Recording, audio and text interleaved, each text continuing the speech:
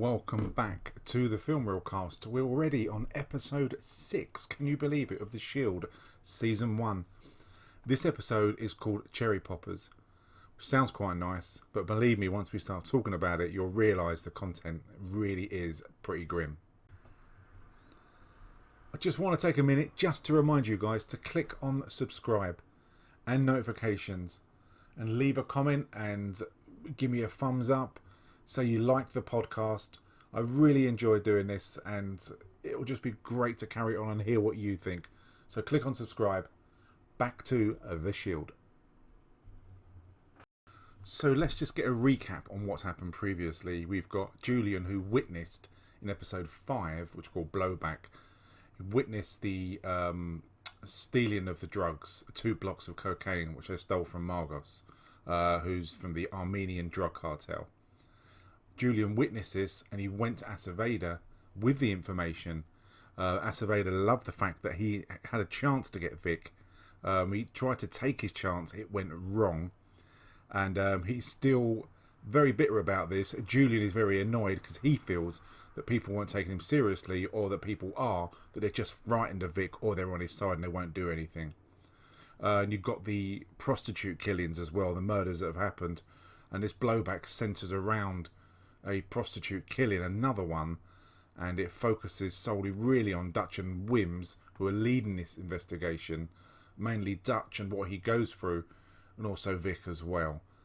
Okay, just to warn you before we actually go into any more depth with this episode, episode 6, is very sensitive. It's quite upsetting. It contains sensitive material that we're going to be talking about: child exploitation, child rape, child abuse in general, really, and the trafficking of children. And it contains obviously plot spoilers. So if, like a lot of people, you will find this subject upsetting or distressing, or you've been affected personally by this, then skip episode 6, then go on to episode 7 even, and I'll do a recap of what happened, and you can catch up still. Okay, so let's kick off with the intro. You find another dead prostitute, found face down, remember? And this is what Dutch has been highlighting, that there is a serial killer going around attacking prostitutes and leaving them face down. That's his MO. And they've been happening around. This one's in Farmington, so obviously it affects that district, and it'll be investigated by that district. Dutch is really annoyed because he's highlighted all the time that this is happening, there is a killer around. This has been given to him to investigate. It turns out that the victim of this is a girl between 12 and 14 years old. Again, it's quite graphic when you see her laying down on the floor, that they don't really hold back on anything on this episode. As previously mentioned, it is quite distressing. That she's between 12 and 14 years old, that they call her Sally, they don't believe that's her real name, and she's an Asian girl. So they have to investigate what she's doing. Is she a prostitute? Who's she working for? To actually catch this killer. And Dutch has said, give me 48 hours and I will catch the killer. Dutch really believes he can do it, and for once Aceveda does give him that support, and he is given 48 hours. So, and as usual, Vic berates Dutch. Dutch is doing a briefing for everyone, to say that from speaking to witnesses canvassing the area, that the killer drives a green car with a broken rear tail light. So that's what they've got to look for. He asks Vic just to do a simple task. Vic says, no, I'm not doing it. I'm going out on my own. I'm going to catch this guy. I'm going to bring him down. No one kills a child in my area. Which, when you think about it, let's think of the irony of that. Obviously, a child's killed. Not good. But it's okay for Vic to kill an innocent police officer, an innocent family man, for all he knew, for his own gain, because there was a risk that Terry Crowley could take him down and send him and his team to prison, keep him away from his own children. So it's okay for Vic to do that, but it's not okay for someone else to kill a child.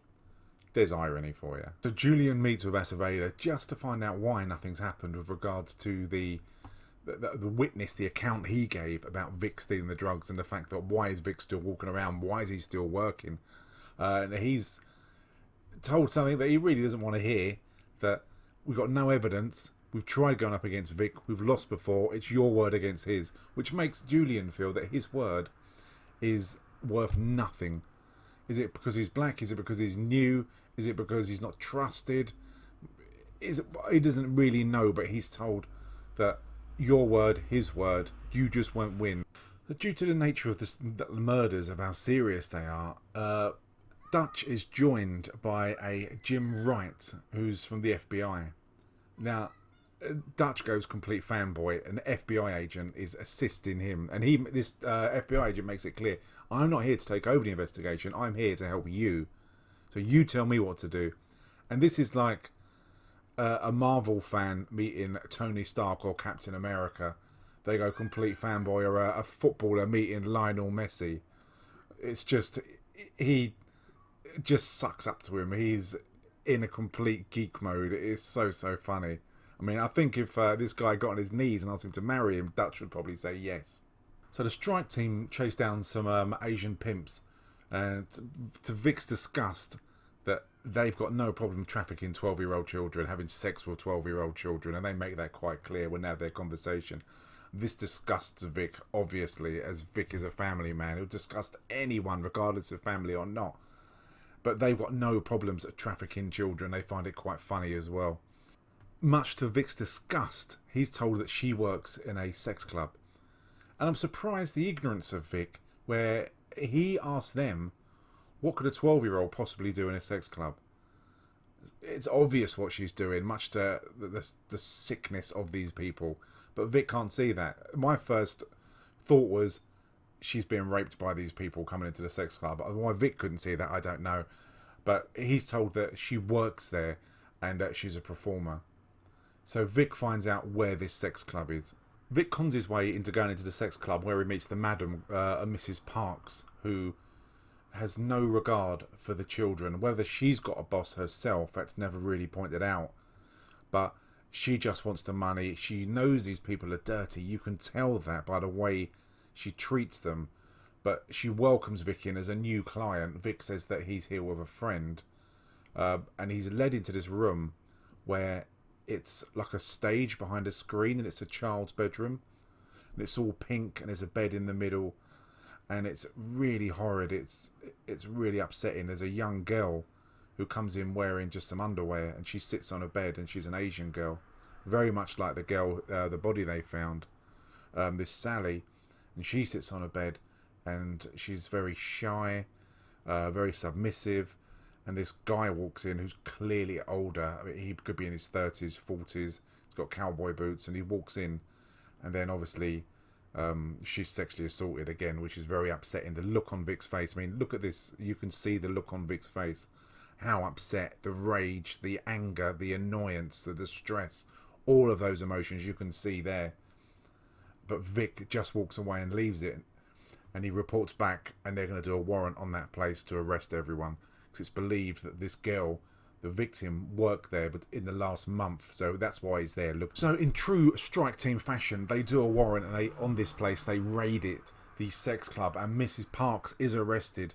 And they find a young girl. The girl was performing previously, called Sun Lee, and she's about 12 years old. And she goes into police protection, and she's taken back to the barn, where hopefully they can question her and find out if this other girl did work there. And whilst they're there, Vic gets loads of child pornography, the videos that are recorded, called cherry popper videos, in a cupboard, which Mrs. Parks is trying to hide. So Vic gets them, and sadly for Lem has got the horrible job of going through all of those videos, seeing if he can identify Sally. I could not think personally of a worse thing that I'd have to do. So much to the disgust and the annoyance of Aceveda, he finds out that Julien himself has gone to IAD, Internal Affairs, regarding the Vic incident where he stole the drugs. And Aceveda is pissed off. He said, do not go there. This is a battle you do not want. If people find out you're a rat, other officers won't back you up. When you need help, they won't come. And you'll make yourself an enemy to everyone here. And I think you're too inexperienced. But again, Julien says, on the moral grounds, I witnessed something that was wrong, so I need to do something about it. And this falls down. Obviously, it affects Danny as well. And Danny goes to speak to Julien to say, what the hell have you done? This affects Danny as well. If Danny's in trouble, they won't come to her to help her because of Julien. So Julien doesn't understand, but I understand why he's doing it, because morally it's the right thing. He's witnessed a senior officer steal hundreds of thousands of pounds worth of cocaine, and no one appears to be doing anything about it. So back at the barn, as Mrs. Parks is being brought in, Dutch asked, well, who's this person? What link is she to the investigation? And Vic says, I've just busted open a child pornography ring. And Dutch, understandably feeling the pressure, says, well, what has this got to do with Sally case? He says, well, it's child pornography. I've busted people. What have you done? You've done nothing. You've been in here all the time. And all Dutch can see is that Vic is flexing his muscle, trying to make Dutch look bad. And what a time to do it when there's an ongoing live investigation of a dead prostitute child. And all he thinks is Vic is just trying to belittle him again. And I see Dutch's point that I asked you to go out and do a job, and you didn't do it. But fair enough, you've arrested someone involved in child pornography, child trafficking, but how does this, he can't see, how does this help the case of the 14-year-old or 12-year-old Sally who's missing at the moment? And Vic just turns around and laughs at him. And for that, I think Vic plays the dick card. So the police get an anonymous phone call from someone who said that they were behind a green car with a busted taillight, and they saw two people inside having some kind of physical altercation, and that he got the registration plate, and that he did it anonymously, but they said because the information is so critical, we brought you in to ask you more questions. So he tells them everything he saw and gives them the heads up of who it possibly be. Now they've got a number plate. Now they can go and trace who the guy is, and now they can arrest this killer, this serial killer who's killed multiple people, including children. So you see them bring a guy in called Steve Hanratty, who is allegedly the serial killer. He looks creepy. I mean, he's a young guy. He's about 25 years old. He knows nothing about what they're talking about, and he's quite shocked. But he's also not very compliant, answering any questions. He'll answer them, but he won't give a lot of information. Sometimes they're kind of yes, no, or why do you want to know that? He won't actually answer the question directly. So you believe that this person possibly has something to hide. If they go to his house, they may find clues, they may find bits of clothing, trophies, things like that. So Dutch thinks he's onto a winner. Everyone thinks he's onto a winner. Remember, this guy has been identified by a witness who's actually seen him, the number plate as well. Even the FBI agent thinks he's onto a winner here, and that possibly and unbelievably they could have this case wrapped up by the end of the shift. So Vic's told that there's an IED investigation against him by Aceveda's secretary. And from there, he obviously goes to see Danny. And he plays a really, really good angle about this.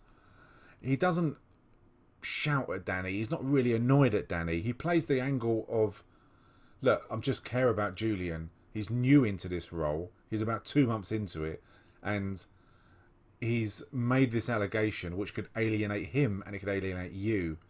And that he doesn't want to see any blowback on Julien, and that just have a chat with him to remind him what the repercussions could be if you go to IED, if you're labelled a rat. And obviously he's using this because it left a fallout on Danny as well, and it's in Danny's interest to convince Julien to drop what's actually happening. So it's a really good card play by Vic. It's something that I'd expect from him. So Sally, the victim, she is identified by Lem in one of the Cherry Popper videos. And this scene is quite interesting, that Mrs. Parks is called into the interview room, for want of a better word. And Vic says, we're going to put this video in, you're going to watch it. If this video runs until the end and you've not spoken, you'll see a different kind of police officer. Dutch is called in as well to witness this. Now Vic forces the lady's head to watch the video, and you can tell she's disgusted about what's happening to this child. And obviously it's Sally, who's 12 or 14, and she's the victim. She's being raped on this video, and she's disgusted. Vic is gone beyond disgust. He's so angry, But obviously Dutch hasn't seen anything like this before. And it's played so well by Dutch. He's looking at the screen and he's a mixture of disgust and rage on his face, where he can't believe that this child has gone through these kind of assaults by the hands of this unknown person, and that then she was murdered. I mean, what kind of life has this child had? And it's played really, really well by Dutch, and it's really, really believable. It's a really powerful scene. And she actually coughs up and says, this is produced and made by a guy, and the guy's name is Schmidt. So they leave her in the interview room, and Dutch goes out, and Dutch is sickened to the stomach. He's I mean, you can't imagine having to watch anything as sick as that. And Dutch plays that really, really well. And it's interesting because from previously when we've spoken about in I think episode 1 and probably episode 3, where they don't like what Vic does, and Vic breaks the rules, but there is a place for Vic, and there is a time for these rules to be broken by Vic to get the right results. And even Wackenbach, Dutch, says to Vic, when you find this guy, and Vic interrupts and says, don't worry, he'll get what he deserves. And Dutch says, good. So there you go. That says it all, really. They need Vic. Vic is needed. He's a means to an end. Sometimes you don't like it, but I think everyone would agree. People responsible for this, like Schmidt and Mrs. Parks, all need to get what they deserve. And it's strange because Vic finds Schmidt, and Schmidt is arrested, and nothing happens. He's brought back into the barn, but nothing happens. There is no further storyline that you don't know if he gets charged, or unfortunately if someone assaults him, you just don't know. It's a bit of a MacGuffin. It's a dead end. They kind of play so much into who makes these videos, who's responsible. They give them the name, and then nothing happens apart from you just see some scumbag get arrested, which is really weird because I thought that may have played out, and it just seems pointless as to why have that person in there, because there is no payoff. You don't see him get his justice. You see him get arrested, but you don't see anything else, which is really, really strange. So meanwhile, Dutch is gone back to interviewing the suspect of this murder, and he's done loads of preparation. He really thinks he can break this guy. Remember, Dutch is someone who's very methodical. He's very good at interviewing. He's a very clever guy, very intelligent, and he thinks he can break this killer. So he sits down, and at one point he loses the plot when he says, aren't I entitled to a solicitor? And Dutch starts throwing the photographs down, saying, were these girls entitled to life? Were they entitled to live and have a life? And you took that away, and we've got a witness. And then this guy turns around and says, is it Tommy, the witness? And Dutch is really, really puzzled. He's like, well, how do you know who the witness is? And he starts laughing. And he says, oh boy, this is the best one ever. This is the best one. Again, Dutch is really confused. And it turns out that the witness is best friends of the alleged suspect, this Steve. And that he called in saying he saw him kill this girl or attack this girl as a prank. And they constantly prank each other. And this is the best prank. And they try and outdo each other. And he laughs and says, oh boy, you've got to pretend that you're going to arrest him for something just so you can get a bit of vengeance. And Dutch says, what, like wasting police time? Dutch is pissed off. Remember, he's gone through this emotionally. He thinks this is the killer. Danny shouts out to him, Dutch, can you help me do some more revision? I've got the exam coming up. Remember, I need help. And Dutch is pissed off about this, understandably and justifiably for quite a few reasons. He thought, he was going to get in her knickers, which he didn't. And Vic ended up, if you remember the last episode, which he ended up saying, you're shitting me. And his reputation is, well, everything got shot down. And obviously, he's gone through the mill in this investigation, which turns out is going nowhere because the actual suspect they had turned out to be a joke. And again, he's made to look a fool, and he believes that everyone thinks he's a fool. So he shouts out to Danny, yeah, everything evolves around you. He flips his head completely and berates Danny in front of everyone in the barn. And Danny just walks away. And fair play to Dutch. He's been through a lot. Danny's very me. I want it. If I batter my eyelids, I'll get what I want. But fair play to Dutch. He actually stuck up for himself and told her where to go. So you remember Connie, the prostitute? She got attacked by, as I put it, a John a couple of episodes ago. So she's on edge.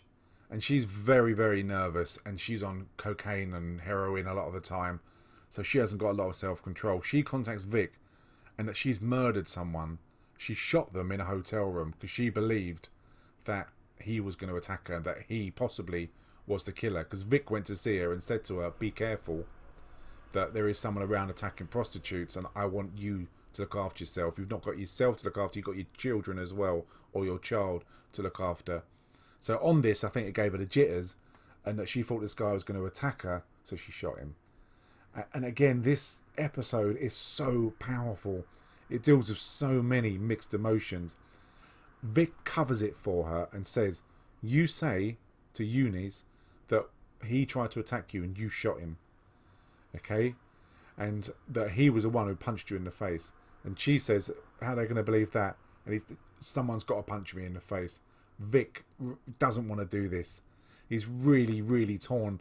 And Connie's kind of slapping him, saying, do it, you can do it. I really don't care. Just hit me.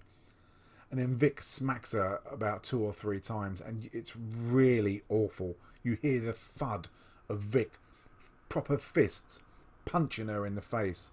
Just so she can get away with it. And Vic's cut up. It is an emotional mess. Because he really, really likes this girl. And he wants to look after her. And he's there. The only way he can get her out of this is by assaulting her. And it's a really powerful scene. And the fact that she's grateful for being beaten up is just, it shows her moral compass is all wrong. And that mentally there is something wrong with her that she's in this position anyway. It's a really, really good, powerful scene. So Vic goes to talk to Sun Lee and says to her that you're going to be sent back to Korea. And she's really upset by this, even though that she's going to be sent back either with a family or being put in a foster placement back in Korea. That she's upset. She says that Mrs. Parks looks after me and I wanted to be a film star, and that she made that happen. And she paid $1,000 to come over to America. And she can't understand, even when Vic says to her, this isn't being looked after. You shouldn't be in films like this. And it's the side of the child exploitation and the human trafficking that she's been brainwashed and manipulated to believe that this is right. This is the way children are treated. That they're raped, they're sexually assaulted. And Vic says to her, you're much better than this. And she says, well, you're taking me away from earning a living, earning money. I was in films. I always wanted to be in films. He said, no, these aren't the kind of films you want to be in. But again, she can't understand that. And she's, out of all the things, she's been rescued from this life, that she's annoyed with Vic and pissed with him because she'll stop earning money. And the rape side of it is just part and parcel. And because of the exploitation, he doesn't understand. It's a really powerful scene, a very sad scene. It's when you think this kind of thing does go on all over the world every single day. And again, this show isn't frightened to tackle these kind of subjects. So Danny gets back home after a shift to find Dutch sitting on her doorstep, and he apologises for the outburst back in the barn in front of everyone, which embarrassed her. That it was just a very emotional day, that he wanted this killer, and he thought he was so close to actually getting him, and then found out it was a joke. So they make up, and he goes in her house, and everything's absolutely fine. And it finishes a really, really brilliant ending to this. It's quite a spooky ending, that you just see working girls working on the street, and they're talking to different people just walking by. Cars are pulling up, and one of the cars that pulls up is a green car with a broken tail light, which is our killer. The serial killer is still out, and he's still patrolling the streets looking for more victims. And you don't see one get in the car, but you know he's out there. And the chances are he'll get someone very, very soon, and it will continue. And that was episode 6, called Cherry Popper. A really powerful episode with loads of different things happening. It was brilliant of them to tackle child exploitation, human trafficking, especially when it's involving the sexual side of things with the rape of children. Very, very powerful scenes. Really well done, and kudos to this show for tackling such subjects and doing it so direct and in your face. So I hope you enjoyed that, but join us next week for episode 7, which is called Pay in Pain, which we get back to what we love: gangbangers, shooting, murders. Vic teams up with another Latino officer, and they have completely different ways of dealing with things, and they often conflict with each other. So it's a really, really another powerful episode. Remember, we're on Android, we're on iTunes, we've got the Filmreelcast, our audio podcast reviews, over 100 films.